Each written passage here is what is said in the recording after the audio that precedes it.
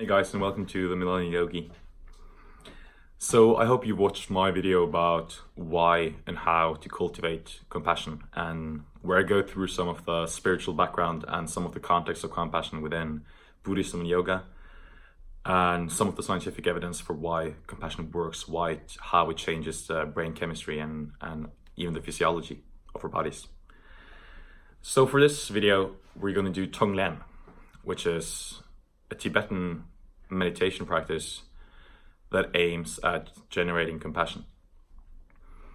Tonglen is counted as one of the most powerful meditations within Tibetan Buddhism, and in my experience, the practice of Tonglen is extremely powerful for working on yourself, for generating compassion. I've taught Tonglen to a lot of people, and usually when we do this meditation in a group, you have people that shed tears out of pure compassion at the end of the meditation. I've been practicing Tong Len every day for a couple of years now, and I remember the first time I did a Tong Len practice, I was just mind blown afterwards. So it's an extremely powerful, extremely beautiful meditation. So to give you some introduction to the practice, Tong Len means to give and take in Tibetan. And the meditation works with imaginations. So you use a lot of imaginations throughout the meditation, and some of these imaginations might seem very strange. So as an introduction to the practice, I'm gonna explain why we do some of the visualizations or imaginations that we do throughout meditation. So we're gonna start off with a relaxation technique, which is pretty simple, just to relax the body and the breath and the mind, to just make ourselves ready to focus on the visualizations. So that's pretty basic. And the reason I'm going through this is that I think it's beneficial for you guys to know why we're doing the visualizations that we're doing. Because if you understand those processes, and if you understand how to create emotional and mental responses within you by using visualizations, you can devise your own, right? And a lot of the reasons why we're doing visualizations and using symbols when we meditate is that we're trying to move directly into the subconscious or unconscious mind, because we're trying to influence and reprogram ourselves at a subconscious level, right? So if we were trying to do this by working on the conscious or rational mind, it would be much harder and take longer time, because then we would have to try to logically convince ourselves about feeling compassion. So what we're trying to do here is that we're trying to work directly and at the level of the subconscious mind. And the best way to influence the subconscious mind is through symbols and rhythm. So the subconscious mind has an immediate understanding of symbols that our conscious mind doesn't have. An example of this is fairy tales. Fairy tales work directly with symbols from the unconscious that lies dormant in the unconscious mind, that our rational mind might not be able to comprehend. Another example is dreams. We have a lot of symbols in our dreams that we might not be able to understand when we wake up. The rational mind is not able to process the symbolism, because the symbolism comes and arises in the subconscious, which is why you have therapies that work with dream interpretations, where you have a therapist helping you to understand what symbols your subconscious mind is trying to communicate through, right? So for example, in the meditation we're doing now, when we are visualizing our teacher, our guru, descending through our heads into our hearts and sitting on our hearts for the rest of the meditation, what we're doing is that we're generating firstly a feeling of, or an attitude of humbleness, because we're asking the guru or the symbolic guru for help. And by doing that, we are acknowledging that we don't know anything. We know something, hopefully, that we don't know everything. And we are asking a higher spiritual authority for help. It creates a feeling of alertness as well. Because when we realize that we don't know everything ourselves and that we might be dependent on the help and guidance of others, we are automatically in a state of humbleness, in a state of alertness, and a willingness to learn, a willingness to receive. So that's one of the visualizations we're doing. So the first visualization, I said, would be to call upon the teacher. And calling upon the teacher might seem very weird to the Western mind. We're not used to the concept of gurus or the concept of totally submitting to a teacher. So when I ask you during the meditation to visualize your guru, you're visualizing a person or a symbol, or it can even be an animal. It can be your grandmother. It can be somebody you really look up to, an historical figure. What you're doing is that you are externalizing and projecting a quality that you really admire. So for Buddhists, the teacher would often be their guru, who is a symbol of the quality of enlightenment. But your guru can be anything.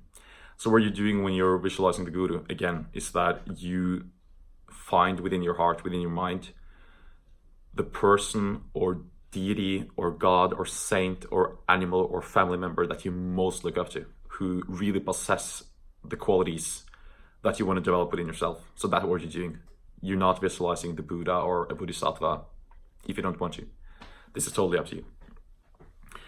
And later on in the meditation, when we're going to visualize, or we're going to try to feel that our body is disappearing and that we try to melt together with the rest of the world, then we're also directly working on the subconscious by trying to generate a feeling of unity between ourselves and all living beings.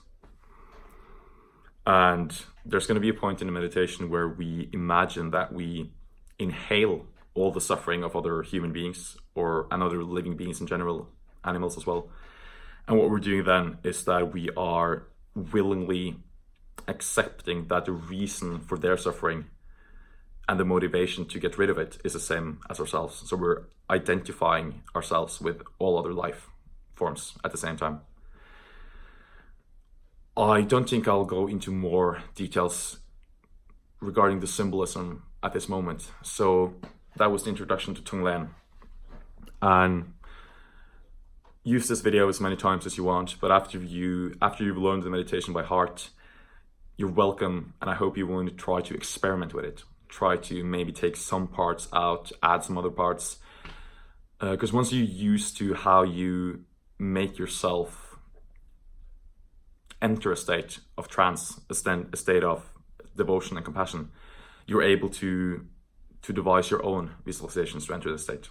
So use my interpretation of the meditation as a tool, but it's not the truth. So make your own meditation as you go along. Try to develop your own techniques. And the style of Tong Len I'm teaching is a synthesis between a lot of different ways to practice Tong Len that I've been taught and that I've studied. So this is not Orthodox Buddhism. This is my interpretation of the meditation. So when you're ready, you can find a comfortable position. Close your eyes. And just start by allowing the breath to gently float in and out of your nostrils.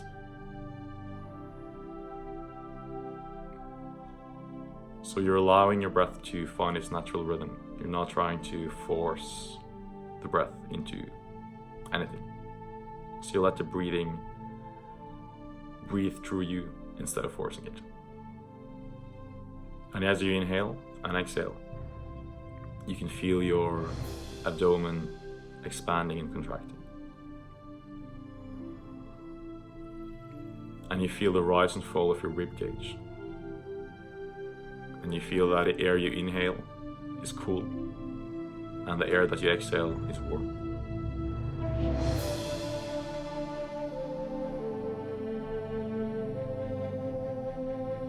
You can start scanning through the body by relaxing the muscles between your eyebrows.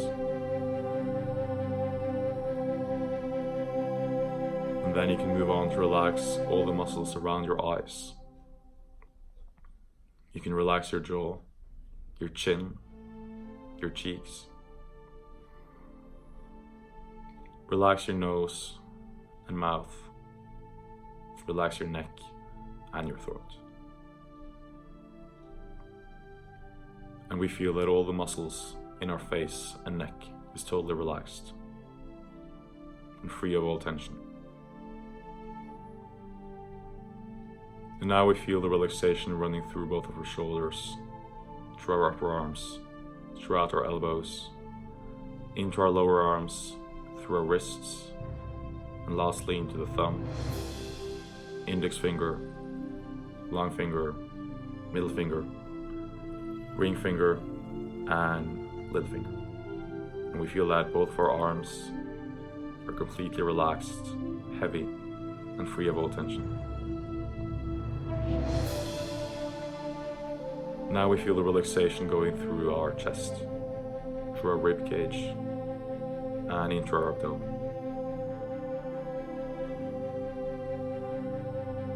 And we feel the muscles in our upper back and lower back completely let go of all tension and pain.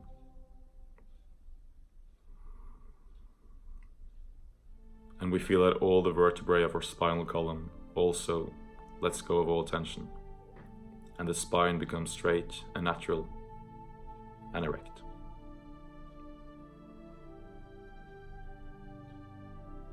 We can now feel this relaxation moving into our hips, into our buttocks, through our thighs, down our knees, through our calves, ankles, and into both of our feet. And with the next inhale, we can feel that our whole body is completely relaxed and free of all tension. We feel heavy and warm throughout our whole system.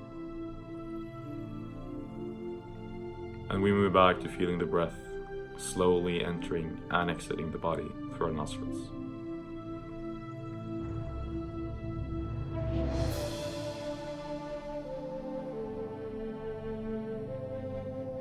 We can now move out of our body and try to look at ourselves.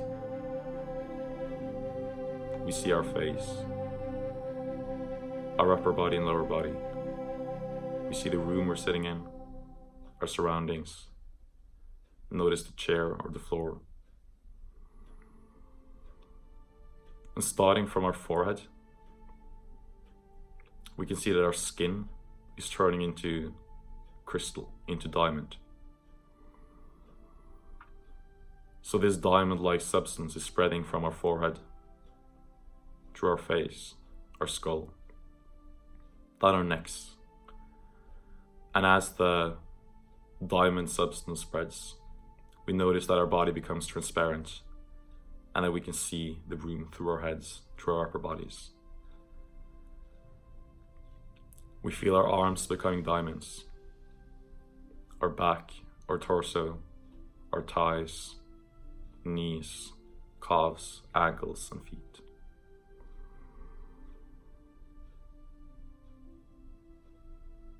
And we now notice that we can see through our whole body. Our whole body has become like a crystal, transparent, strong. And we can move back into our body and feel that our whole body is turned into a transparent diamond. Now we can notice that the room around us is disappearing and turning blue. And we notice that we start to float upwards in a blue sky. And everywhere around us, above us, below us, to all sides, it's just a pure blue sky with not a single cloud. And we notice the feeling of floating in the blue sky. We notice how it feels like. We delve deeply into the feeling of floating in the blue sky. And we notice how this makes our mind feel and how this makes our body feel.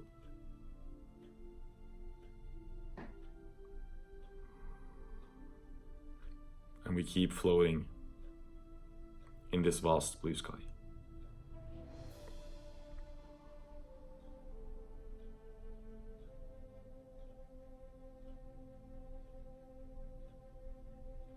Now, you can slowly start to visualize something taking shape in front of you. And I want you to call forth your teacher, the image of your teacher. This can be a real-life guru or a lama that you have. But it can be anyone, anything that possesses qualities that you want to develop within yourselves. It can be a family member that you look up to, It can be a celebrity, a historical person. It can be a saint or a deity. It can be anything. It can even be a friend. So I want you to picture this person that you admire, who possess qualities that you want to develop within yourselves, clearly in front of you. Notice their facial expressions, their apparel, their bodily postures, their attitude, their energy. And look clearly into their eyes and notice how everything around you feels.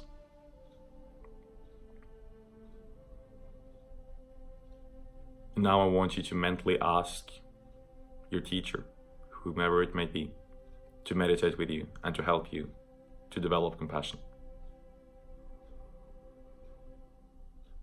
And you notice that your teacher happily accepts and starts to shrink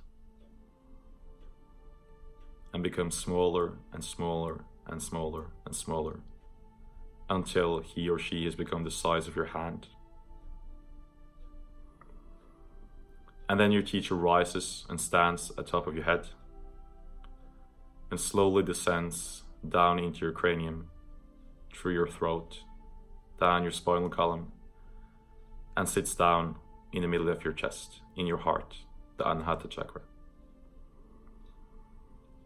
And you feel the qualities and power of your teacher radiating from within your chest. Now I want to picture ourselves in the middle of a great field.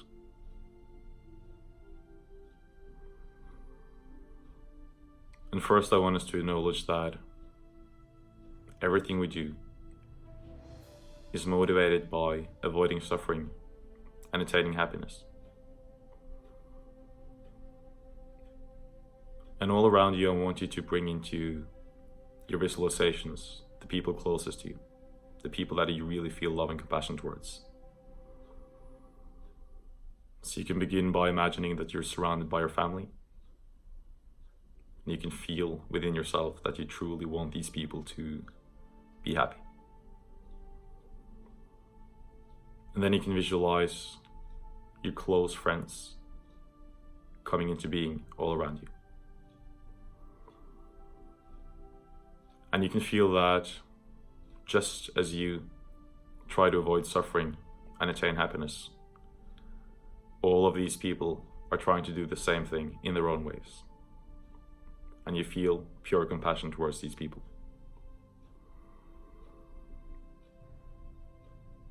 And if you're able to, you can add onto the group that's already around you, people that you barely know, friends of friends or neighbors, people you go to school with but don't really talk to. Try to add all of these people around you as well. So the circle of living beings surrounding you becomes greater and greater. But you still feel this feeling of goodwill, warm-heartedness, and compassion extending to all these people. And just for these few moments, I want you to deeply feel that you want all of these people to be happy. And if you can do this without difficulty, I want you to also surround yourself by people you might not like, or people you might have issues with in the past or in the present. And even though you might have some challenges with these people, I want you to just for a few moments extend your feeling of compassion and your attitude of compassion towards these people as well.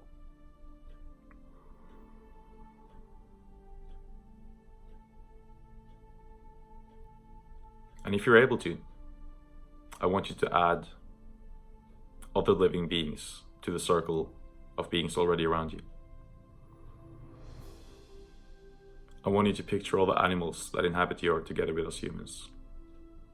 Domesticated animals such as horses, pigs, sheep, wild animals, birds, fish, even insects.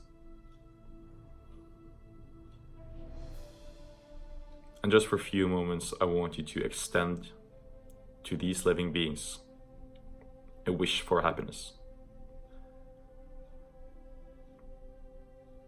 So just for a few moments, you're generating a feeling of compassion towards all living beings around you.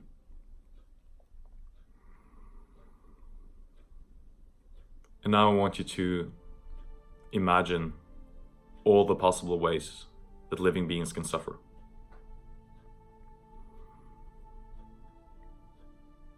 So all the beings around you suddenly engage in jealousy, hatred. They feel pain, exclusion, need, poverty.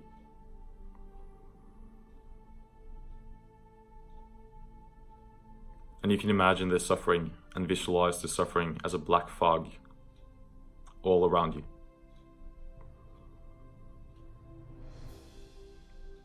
And you come to the understanding within yourself that this suffering is not a result of maliciousness.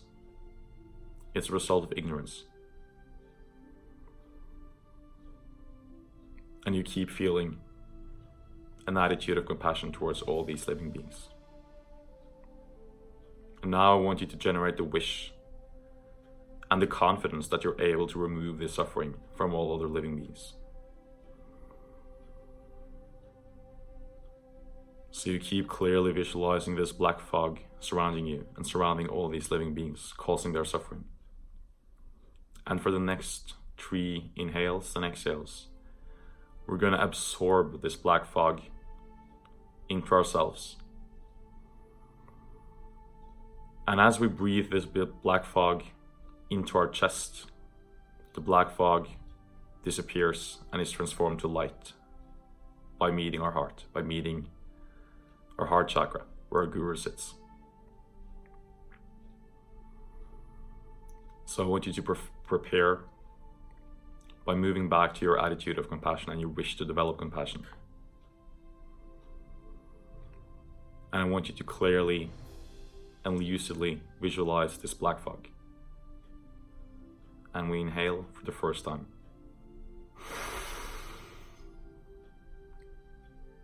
We hold the breath. And as the black fog touches our heart center, it turns into light, and we exhale back into all living beings. And we inhale for the second time. And we hold the breath. And as the black fog is moved towards and through our heart center, it turns into light, and we extend that light back into all living beings without exception. And for the last time, we absorb all what is left of the black fog. We hold the breath one last time, and as we exhale through our heart center, all of the black smog is transformed into light. And we notice the body language and the facial expressions of all the living beings around us, changing to joy, peace, and happiness. And instead of seeing the living beings engage in jealousy and hatred, we see them engage in helping others, in practicing compassion, and in feeling joy.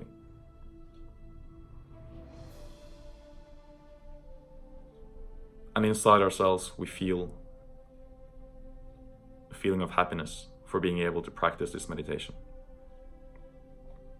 And this feeling, this light in our hearts, slowly starts to expand through our body.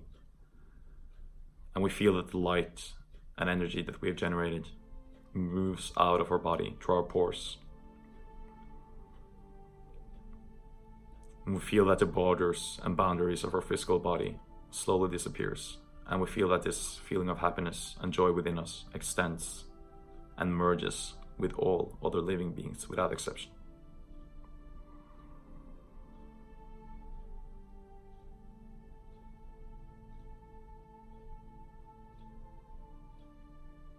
And we feel that we are continuously expanding, and expanding, until we include all other living beings within our own happiness and compassion.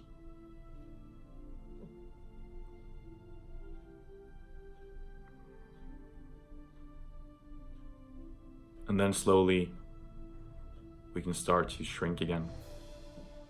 We can move back into the borders of our physical body into the boundaries of our skin.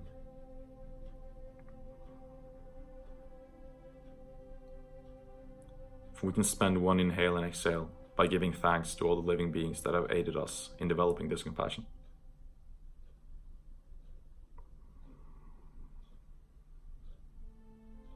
We can spend one inhale and exhale by giving thanks to the teacher for helping us developing compassion.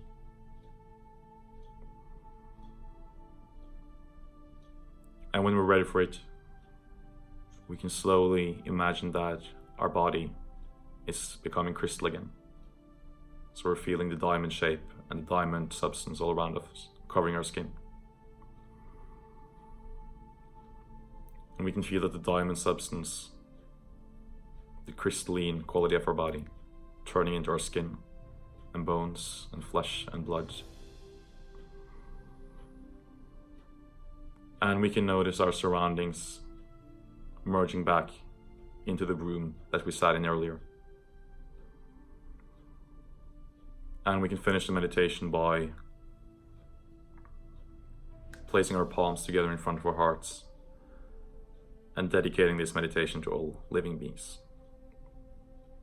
And when we're ready, we can open our eyes and move back into our lives, into the rooms we're in, into our bodies. So that was Tong Len meditation. If you have any questions, please comment below. I would be happy to help you out with inquiries or questions concerning practice or theory, history, yoga, Buddhism, meditation, whatever. So that was it for this video. Thank you so much for watching, and may all beings be happy.